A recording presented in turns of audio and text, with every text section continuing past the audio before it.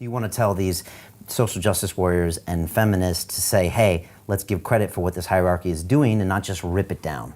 Well, exactly. It's like, well, let's be sensible about this. Okay, so let's talk about hierarchies, which I do in the first chapter. First of all, I say, look, let's start with the notion that hierarchy is not the secondary consequence of the West or the patriarchy or capitalism. That's wrong.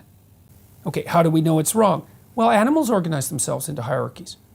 So it's obviously not a mere consequence of human construction, much less human construction of Western society over the last 500 years. It's in animals. Well, how long has it been around? Well, how about 350 million years? How's that for not a consequence of capitalism? Yeah, that's pretty damn solid. And so that's why I talk about the relationship between crustacean hierarchies and the simple crustacean nervous system and our nervous system, which share a number of quite remarkable similarities. And the point isn't that we should behave like lobsters, of all the idiotic criticisms. It's that there's a neurobiological continuity that demonstrates that hierarchies are so ancient that our brains have adapted to them as if they are permanent elements of reality.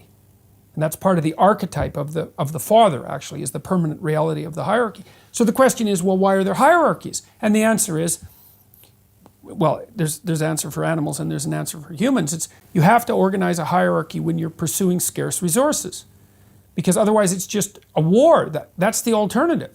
There's either a hierarchy of access, which is why chickens have a pecking order. The top chickens eat first. Doesn't mean the bottom chickens don't eat, although it does mean that if there's not enough food.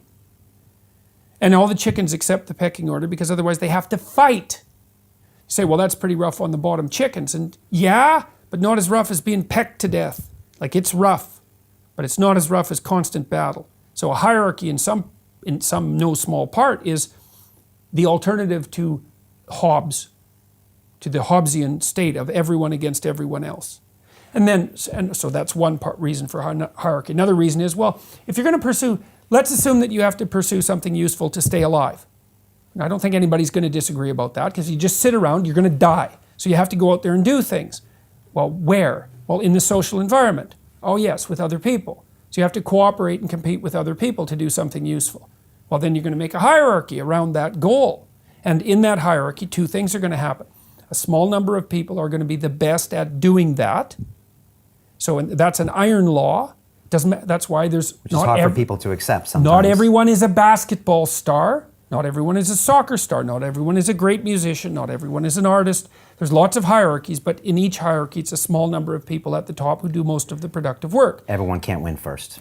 And certainly not in every game, right? Maybe if we had enough games, there's a game for everyone where they could be first, and a pluralistic society does in fact manage that quite well. But then the other thing that happens is not only does a small minority of people do most of the productive work in the hierarchy, but most of the gains of the hierarchy go to a small percentage of the people. You see that with wealth distribution. Okay, so, and that's a problem. The problem is dispossession. Here's the creative hierarchy. Most people aren't contributing. Okay, what the hell are they going to do? That's a big problem. Here's the wealth hierarchy. Most people aren't wealthy. So what are the people at the bottom going to do? The left has a role in serving as a voice for those who are dispossessed by the hierarchy. But the left goes too far when it says, well, then let's get rid of the hierarchy. It's like, no, because the hierarchy is the tool that enables people to do productive labor in a social environment. So that's too much. You've gone too far. You need to be grateful for the hierarchy at the same time that you're wary of its proclivity for tyranny.